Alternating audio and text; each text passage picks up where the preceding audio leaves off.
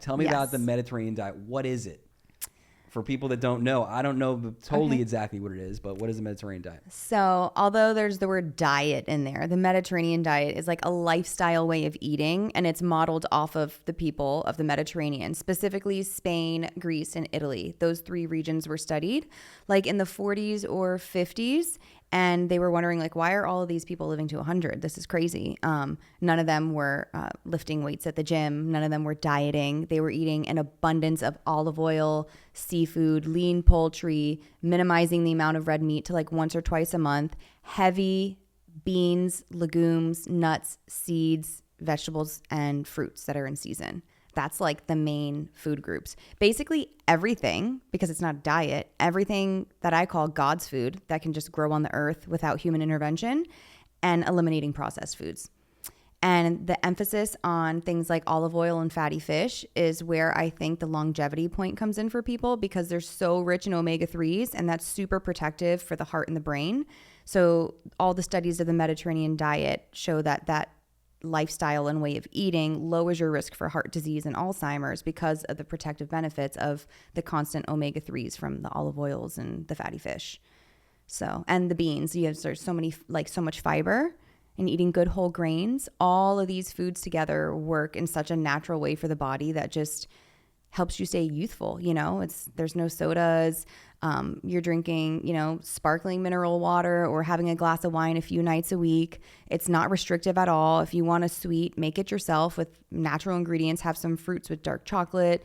Lots of things with Greek yogurt. You can get protein without eating so much animal flesh in particular, mostly like seafood or Greek yogurts and eggs, things like that. So it's a lifestyle where you follow certain natural food groups that offer really good health benefits. And I've been following it for like 5 years now, and it's completely changed my life. How do you feel? Incredible. In my body, I actually started following a Mediterranean diet because I was struggling a lot and got diagnosed with fibromyalgia after the birth of my first daughter. I didn't know what was wrong with me, so I went through like a year of testing with like all autoimmune type protocol stuff, finding out what autoimmune disease is. It's got to be something, I'd get like nerve pain on my skin, severe joint pain, couldn't get out of bed for 2 days, all the while having like a 2-year-old. Yeah. And then I had my other daughter shortly after, and I went to finally a holistic doctor, which suggested, well, they're going to put you on antidepressants for fibromyalgia to dampen the nerve pain, but there's no real answer how to help you. But I will say, if there's one thing we're doing every day, it's we're thinking, we're breathing, we're drinking, and we're eating. So let's focus on those 4 things that would have the biggest impact. Let's change the way you eat. Let's change what you drink. Let's change how you move your body, and you need to change your mind. And those 4 things combined, like, made me feel so good in my body again, like crippling pain, crying, depressed, anxious. How am I going to even parent to like, I do so much now, pain-free, like 90% less pain in my body and feeling incredible. I don't take any medication or anything. And I think it has so much to do with the Mediterranean diet, following that, as well as the lifestyle factors, which is a more calm way of life, making sure that you get outdoors every single day, moving your body. I take an hour walk every day, no matter what. I go outside and walk for an hour. So all those things combined like changed how I feel in my body, from like miserable to feeling incredible. There's so many people that they don't get up and they don't move their body around. They don't work out at all. Mm-hmm. They end up going to Chick-fil-A for lunch, which is delicious, unfortunately, but it'll kill you. You know what I mean? Yeah. And they're not eating right, and they're not getting enough sleep.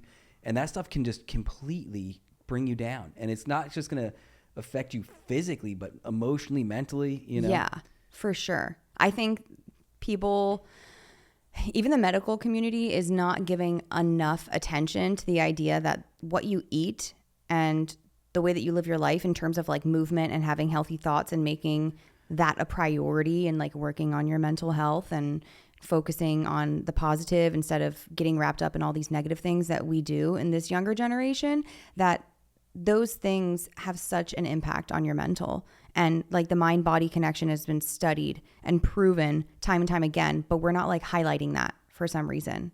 That's probably deeper than we should go into. But this is exactly where we should be going. But so this is exactly where Conscious Christina, the whole idea of Conscious Christina, is that how you came up with the name? Is like, listen, you got to be aware, self-aware.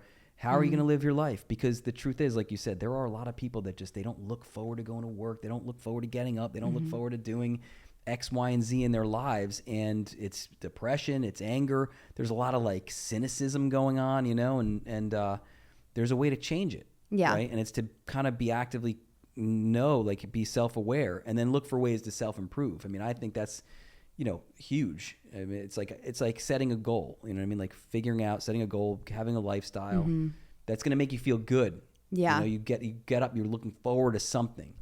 And I understand, and I agree with everything you just said. And I understand how people are quick to defend, well, my life is like this because X, Y, Z. You don't know what happened in my past, or you don't know the condition that I'm struggling with. And all of those things are true. We all have things that we struggle with or things that have held us back. But yes, the name Conscious Christina came about because once I got myself out of that very victim mindset, like I had these surgeries that caused probably this pain condition, fibromyalgia, which can be caused from emotional or physical trauma.